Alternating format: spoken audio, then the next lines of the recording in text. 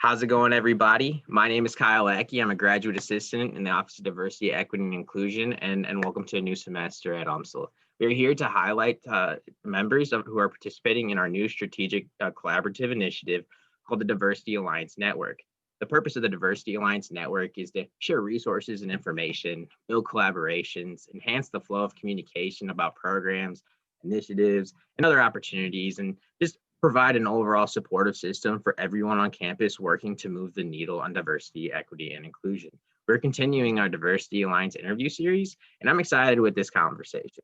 Kelly Adams joins us from UMSL's HR team as the leader of staff recruiting, selection, and onboarding in October of 2019. So she just celebrated 1 year. Congratulations, Kelly.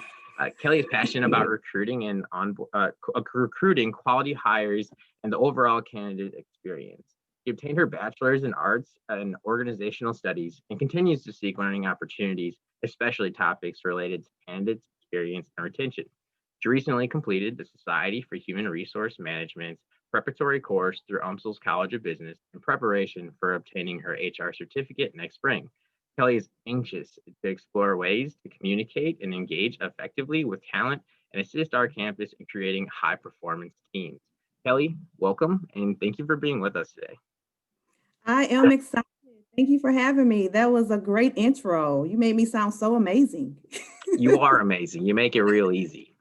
So This is exciting. I appreciate your flexibility too. I know we were going back and forth with times, and let me tell you, I was a little nervous because I share with you, this is not my thing, but I feel like, sharing is caring, and I appreciate you just pulling me along this journey, and I'm excited to be here. I have to say that SHRM preparatory course, that was no joke. It really, what it did for me as an HR professional, it really reminded me what I truly am passionate about. So of course the certificate is like a wide range of information that we had to study, from employee relations to compensation, but I just love talent and a good baked potato. And a good baked potato. We can talk about that offline because I got a couple places you should check out. But Absolutely. I think you talked about it. Like, yeah, we had to go back and forth, but like we're in an age of a global pandemic, right? We're all having to shift. So the first question I want to ask you is, how are you holding up during COVID? You know, it's been great. I've been extending myself some grace. I don't know if great, it's been great. I'm going to say it's been great. But we have 5 children, and they are 3, 4, 5, 10, and 12. And so the virtual learning experience, being at home, my husband is working remote too, and we just celebrated 5 years. So yay, we're Congratulations. making it through this pandemic, and we're getting closer to our kids and each other. And I think it's just us navigating that together and our space. And so it's been exciting. The younger children are adapting to mommy being at work. So right now, and I got my door locked. I'm in here. They're downstairs with their dad, so that our interview doesn't get interrupted with, like, usually you can ask my coworkers. I get a few kisses on my cheeks while I'm in meetings. They'll just come up and want to. All of a sudden, that's when they want to kiss mommy. So we're just navigating this well. I'm thankful that we've been able to be healthy. We've always just have been kind of homebodies. So outside being closed down in a sense didn't really impact us as much, but not being able to see family and friends and being sensitive, especially of family members that may be more in those sensitive groups and population as far as age and just maybe some of their health concerns. I've just been really sensitive with that as well. So I'm excited. I'm already planning like a post-COVID happy hour with my family. So I'm hoping that we can get together soon. Yeah, it's interesting, So during a time of social distancing, when we're supposed to be so separate, I find it actually bringing us closer together, because it's now realizing that you can't just reach out, you can't just call and go hang out with the people that you love, right? So you're having to be more intentional about it. You So are. And let me tell you this, because I'm always trying to think of ways. I'm big on handwriting. So anyone knows that. So with my children, I'm always having them like practice writing. And so I bought a bunch of envelopes yesterday, and I'm having my 10 and 12-year-old, and even my 5-year-old start to write letters. I want them to write letters to like their grandmother, my aunt, their cousins. How neat would that be? Just for one, they're writing and they're practice, they have, creating opportunities for them to write. And then two, how sometimes you just get a really good note. It just makes you feel good. So I'm having them write letters to family. So I don't know how they're going to feel about it, but I thought that was a cool idea, is their mom to come up with this idea of having them write more and connect with family that we're not seeing right now. see, I like how you applied some innovation to your home life. So I'm curious how you applied innovation to this role. So what is the greatest obstacle organizations face when it comes to recruiting diverse talent? I'm going to say that I choose not to see it as an obstacle and Mhm. more so as an opportunity just to do better and be better and understand what the needs are. There was a communication that came out from UMSL Triton Careers, and that's a relationship too. And Kyle, from the very first time I met you, Kyle, let's talk about relationships, right? I met you, it was like the chancellor's search, I believe, and you were asking some amazing questions that were point on. And I said, I need to connect with him. I don't think I was here a month. And we connected and we stayed in context and staying just building that relationship. So I think that just we have to be more intentional about those relationships. But what I was going to say, the quote from some of the data from the UMSL Triton Careers, they mentioned that 24% of companies are still continuing to hire. 51% of companies plan to increase their workforce. And this is coming from our Triton Careers office. So, I really feel like there's opportunities amongst this as well. And I think that just being open to like you said, being innovative to the challenges and leaning in a bit. Mm, leaning in, I think that's something that can be scary, but Yeah, nowadays we will fail if we don't. Right? we will. We can't do things like we did in the past because we're living in a completely different time frame. Yeah. And just maintaining that optimism and that positive mindset. I really think that, one of my favorite words, and I'll continue to use this word going into 2021, is just being intentional about just the relationships we want to cultivate, sharing those resources.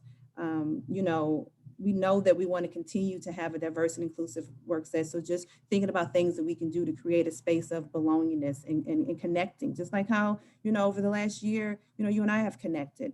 I've been very intentional about trying to build out relationships with faculty, staff, and student. So that's a great lead into my next question. When organizations are intentional, like you were mentioning, and to try to focus on having a diverse workforce, how do they benefit?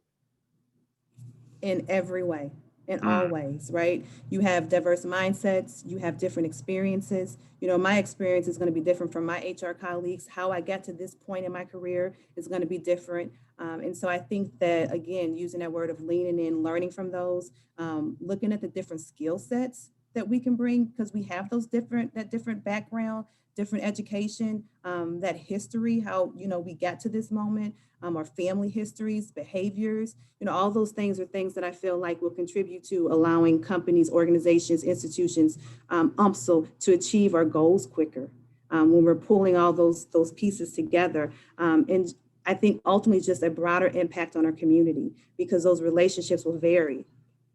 right, absolutely. And I think from a business perspective, to put this in context for some of the people who just only know numbers, right? So there was a report that came out from McKinsey and Company out of their Diversity Matters report. And they found after surveying 366 private and public organizations that companies in the top quartile for racial and ethnic diversity are 35% more likely to have better financial return. Also, companies in the top quartile for gender diversity have a 15% more likely, are 50% more likely to have improved financial returns. So these are people who have seen profit by being intentional with who they're hiring. So I just think that it blows my mind that still here in 2020 we have to have these conversations. Why is it Absolutely. so difficult to accept that having diverse perspectives at the table only generates more profit? Absolutely. And when you speak of that table, just being aware, and I know we've heard this phrase is not only being invited to that table, but I'm jumping on top of that table dancing, right? And I need everyone to appreciate my dance moves while I'm doing that as well. But when you mention just a financial return, it speaks to my comment of just being able to achieve our goals quicker. So when UMSL sat down with, our chancellor sat down with senior leadership, they had to pull in all these different perspectives to develop our strategic plan. So we have all these different mindsets, these experiences. So then it's also going to take a diverse workforce to deliver on that strategic plan. Absolutely. It starts I personally believe it starts in higher education. We have to be intentional with who we're recruiting to the table so that we can produce a diverse workforce for these companies to truly grow in all of their efforts. Absolutely.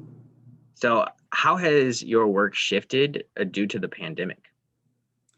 Going back to that word intentional, right? Everyone's going to watch this interview and leave using the word intentional for 2021. And I think Hopefully. that what it has is just a space where we need to be more focused and more intentional. Oftentimes we can set goals and they sound amazing, but making sure, I always use the term as far as just making sure our goals are measurable and the impact. And so I've been very intentional about the work and where I'm in the focus, where I choose the projects that I choose to focus on, the ones that I feel like, what, we can go ahead and knock this one off real quick, or this one's going to have the best return for what we're trying to get. And so I think just being focused on those projects and those priorities, one of the things I'm really excited about going into 2021 is continue to build out relationships. We're looking at the workforce development initiatives or local hiring initiatives. So partnering with certain individuals in the community, ranking in power. We're looking at building out apprenticeships within our maintenance department and our IT team. All of that is going to be great for us with, developing those relationships, creating a pipeline for talent within our organization. In a sense, just, planting seeds, and then we're growing that here at UMSL. So. See, I think that's awesome, and that also thank you for like setting me up so well to the next question. So, what can we do as an UMSL family to support diverse recruiting efforts? You just mentioned a couple different intentional moves around campus. What can we do to support this effort? I would say that continuing to be empathetic as well, sharing talents. Over the last year, that's something that I have been really intentional with as far as just connecting with different hiring managers, sharing talent. You may have a job posting and say you have 20, 30 individuals in your pool. You interviewed, you make a selection. That's only one you're selecting. There was 29 other people in that pool. So give me some feedback on those other talents. Maybe they would be a fit for another role. And so I think Hmm. just encouraging to have those conversations with one another. That may not be a fit for your role here in admissions, but maybe it's a good fit for social work and the role that they have, and what they're looking for. And so it goes back to just knowing that even, there's always a runner up. And so I think, but if I don't know that as your recruiter and as your HR partner, then sometimes we may be really missing out on some really good talent. And so I think that we have to continue to be strong in just sharing talent, opening up those pathways to communication. I think that all of us should take a part in sharing our brand, our mission, our vision, who we are, using your social media outlets to do that. I have been up in my LinkedIn game, and I think it's a mixture of sharing stories, sharing things that I think are going to be impactful in the community. I'm hoping next year I'll be able to share more things along the lines of partnerships, trying to encourage and like pull people in for dialogue and get comments and feeds. Those are things that I think that we all can do. Be a coach or a mentor to, a student, another faculty member, another staff member. I think that a part of just being successful is just pulling people along the way, and we all can win. And so I think that's important. And then I've had mentors over the years and excellent mentors, but the ones that I feel were the most impactful to me were those who followed through. I Mhm. still have conversations with them. And so oftentimes, you develop these relationships and then there's no follow through, or just, you no longer work for that company. So then now you're no longer being mentored by that person. And so I think it's just seeing those relationships all the way through. In regards to, I've been participating in some of the ODI diversity courses, and along with the dean of COBA search. And so I really, some of my training kind of got bumped because of the Dean of COBA search, but I will say that some of the conversation and some of the feedback I've been sharing when it's what can we do? What can we do better? It is deepening those relationships, Mhm. being transparent about that. How often do you have someone coming into your home that doesn't look like you and your family? We have those work relationships and we're really good at creating those surface relationships, but peeling back those layers. Are you being invited to my son's birthday party? Are you coming in my home for dinner? And just really sharing those stories. I have been trying to connect with various people across campus to pull back layers. Of course, I have this goal initiative to bring in talent into the organization, and diverse talent and great talent, individuals who love UMSL, but also just understanding who they are, what they're passionate about. And that's how I connect individuals to jobs. Doing better, being intentional. We need to address this in an urgent way. And get out here in the community and connect and tell everybody about UMSL and how great we are. Yeah. So That was a lot, right? no, it was so good. Like I before so at the beginning of COVID, when things were still weird, we were still on campus. I remember you popped into the office, not for anything specific, but just to say hi, just to see how we're doing.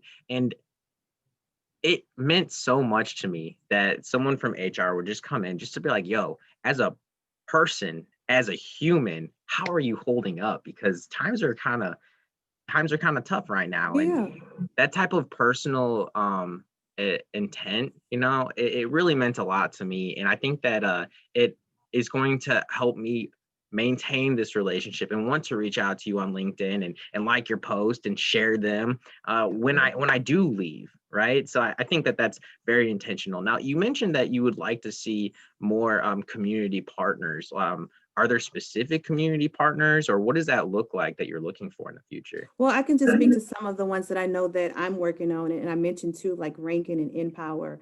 Some of the, maybe even some of the small businesses, St. Louis community colleges, trying to create more, just who we are and learning more about the opportunities at UMSL, even if it's just not necessarily an employment opportunity, it could be an opportunity to partner in another way.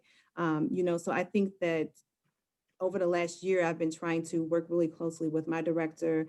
I've even had some conversations with like Carl Gunther and his team about what are those partnerships, North County Chamber, things like that, where we can just really continue to deepen those relationships. And I think that, and I would love, this is kind of like a call to action.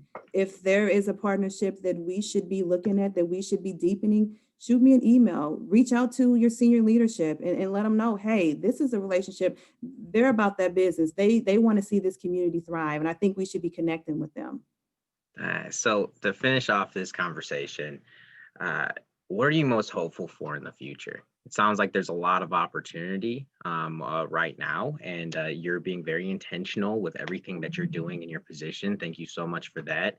So what if in a perfect world where your trajectory, your plans are going to fall out, what are you most hopeful for? That we don't have to have a diversity, equity, and inclusion plan. It's just what we do.